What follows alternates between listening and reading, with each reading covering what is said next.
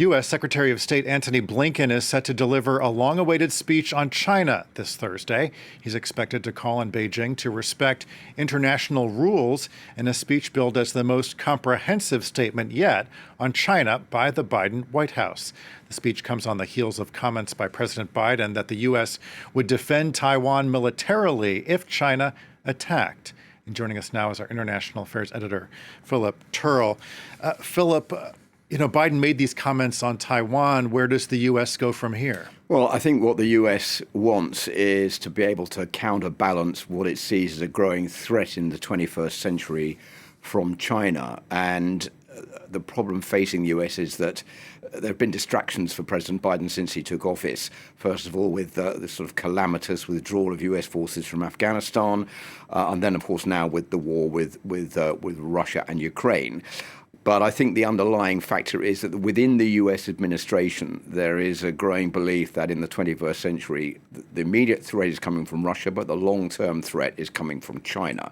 And all the question that is facing President Biden and Antony Blinken, the U.S. Secretary of State, is how to counterbalance what it sees as a growing Chinese threat and the Chinese influence that is going to increase slowly over the 21st century and be probably what the U.S. considers to be the greatest threat to democracies and also to the economies of the 21st century. So that's why we're expecting this speech from Antony Blinken to be quite tough in its rhetoric on the Chinese influence, not only in the South Pacific and what it's attempting to do there, also on Taiwan.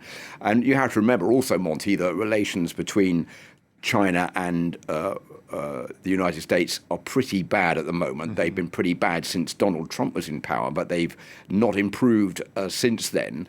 And I think that there's sort of a feeling in China that the US doesn't want to improve those relations, and it's sort of gone down even more in the last few days since the statements, as you were saying, in the US about the fact that if China were to have any aims to invade Iran, to invade Taiwan rather, there would certainly be a fight back immediately from the United States to stop that from happening. So China has sort of said, well, look, you're meddling with our internal affairs. It's nothing to do with you. And the US has said, look, Taiwan is an independent nation. If you're going to go any further in your threat to try to take control of Taiwan, then you can expect that the US is going to intervene to stop that from happening.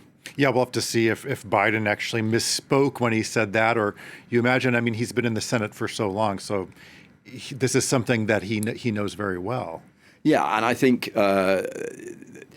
there's a feeling also in the US that the action by Vladimir Putin to go into Ukraine has been observed from China as possibly something they could do for Taiwan. And I think that what the US wants to do is to say to China, look what's happening in Ukraine, look at the response from the international community. You don't really want to go down that path if it's going to happen, which will happen, and probably even there will be even a greater fight back if you are going to go into Taiwan. And I think that is one of the messages that Antony Blinken is going to put across today in his speech.